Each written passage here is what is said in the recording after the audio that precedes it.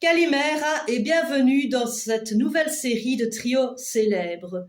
Connaissez-vous le dicton « Avant la Saint-Servais, point d'été, après la Saint-Servais, plus de gelée ». Les anciens calendriers agricoles de l'Antiquité, basés sur l'observation des phénomènes météorologiques récurrents, mentionnent des gelées tardives. Et l'Église au Haut Moyen-Âge a repris ces observations et les a intégrées à son calendrier sous la forme d'une triade de saints censée marquer un tournant dans la vie et dans le calendrier des agriculteurs. Ces derniers attendent généralement que les saints de glace soient passés, les 11, 12 et 13 mai, avant de planter tomates et autres courgettes. Qui sont donc ces saints de glace? Le 11 mai, c'est Saint-Mamère. Le 12 mai, Saint-Pancrace. Franchement, quel nom de Dieu, hein? Pourquoi pas Pancréas tant qu'on y est? Et le 13 mai, Saint-Servais, dont je parlais dans l'introduction. Alors, pour en savoir plus sur ces trois saints, Saint-Mamère, pas mal non plus comme nom, il faut quand même l'avouer, fut un archevêque de Vienne au 5e siècle. Il institua les 3 jours de rogation, mot qui vient du latin rogare, qui signifie questionner, solliciter, prier. Ces 3 jours de rogation sont juste avant l'ascension. On y prie pour demander d'être prémuni des calamités. Saint Pancrace, je l'aime bien celui-là, était un Romain, patron des enfants. Oui, on oublie Saint Nicolas ici. Il fut décapité à l'âge de 14 ans en l'an 304. Quant à Saint-Servais, il est né en Arménie au IVe siècle.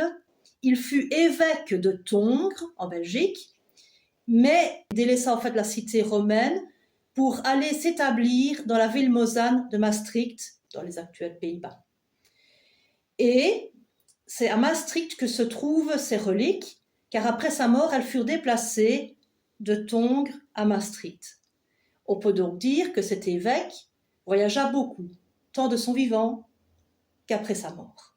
On pense généralement qu'une période de froid intense au VIe siècle est à l'origine de la fixation de cette triade, Saint-Mamère, Saint-Pancrace et Saint-Servais, par l'Église catholique du Haut Moyen-Âge. Maintenant, je vais vous parler du point de vue scientifique des saints de glace, donc de cette période 11, 12, 13 mai, qui est réputée être une période particulièrement froide. C'est donc une période de refroidissement possible, mais statistiquement peu fréquente les 11, 12 et 13 mai précisément. Mais cela représente un glissement des fronts froids provenant du nord vers un temps chaud, donc une période de front froid venant du nord, vers une période de temps chaud et anticyclonique. Sous l'effet d'un front froid tardif, un beau ciel dégagé par un anticyclone peut subir une perte de chaleur importante, surtout la nuit, malgré des journées de plus en plus chaudes. Ce phénomène s'appelle le North Atlantic Oscillation. Toutefois, avec le réchauffement climatique, il est fort probable que ce phénomène soit appelé à s'effacer, tout comme les phénomènes climatiques observés ces dernières décennies et ces derniers siècles. Et là où j'ai triché, c'est que dans certaines régions froides d'Europe, on peut comptabiliser jusqu'à 8 saints de glace, et ce jusqu'au 25 mai. Mais comme mon thème, ce sont les trios célèbres, eh ben, adieu!